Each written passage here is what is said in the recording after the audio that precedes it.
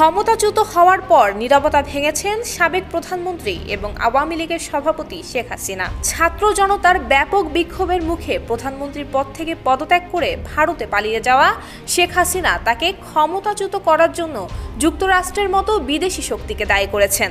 দলের নেতাকর্মীদের উদ্দেশ্যে দেয়া এক বার্তায় তিনি এ অভিযোগ করেছেন বলে জানা যায়। আজ এক প্রতিবেদনে এমন তথ্য জানিয়েছে ভারতীয় সংবাদ মাধ্যম দ্য প্রিন্ট। সংবাদ মাধ্যমটি বলেছে, বাংলাদেশের সাবেক প্রধানমন্ত্রী শেখ হাসিনা বর্তমানে ভারতে আশ্রয় নিয়েছেন এবং তাকে ক্ষমতাচ্যুত করার পিছনে যুক্তরাষ্ট্রের মতো বিদেশি শক্তিকে অভিযুক্ত করে নিজের নীরবতা ভেঙেছেন। ভারত সরকার বাংলাদেশের রাজনৈতিক সংকটের পিছনে বিদেশিদের হাত থাকার সম্ভাবনা বিশ্লেষণ করার কথা বলার কয়েকদিন পরই এই অভিযোগ সামনে এলো। 250-টিরও বেশি ডিজাইন অপশন নিয়ে ওয়ালটন স্মার্ট ফ্রিজ, বোঝে আপনার প্রয়োজন। দ্য প্রিন্ট বলছে, শনিবার আওয়ামী লীগ সমর্থকদের কাছে একটি বার্তা পাঠিয়েছেন শেখ হাসিনা। সেখানে তিনি বলেছেন, আমি ক্ষমতায় থাকতে পারতাম যদি আমি সেন্ট মার্টিন এবং বঙ্গোপসাগর আমেরিকার কাছে ছেড়ে দিতাম। হাসিনা সরকার বহু বছর ধরে যুক্তরাষ্ট্রের সঙ্গে সম্পর্কে টানাপোড়েন দেখেছে।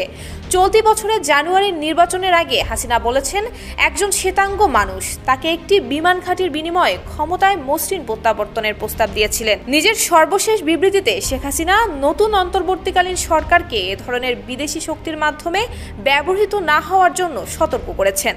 মূলত ছাত্র জনতার কয়েক সপ্তাহ ব্যাপী ব্যাপক বিক্ষোভের পর শেখ হাসিনা পদত্যাগ করে ভারতে পালিয়ে যান। পরে বাংলাদেশের সংসদ ভেঙে দেওয়া হয় এবং এর আগে সেনাপ্রধান জেনারেল ওয়াকারুজ্জামান শেখ হাসিনার দেশ থেকে পালিয়ে যাওয়ার এবং তার পদত্যাগের ঘোষণা দেন।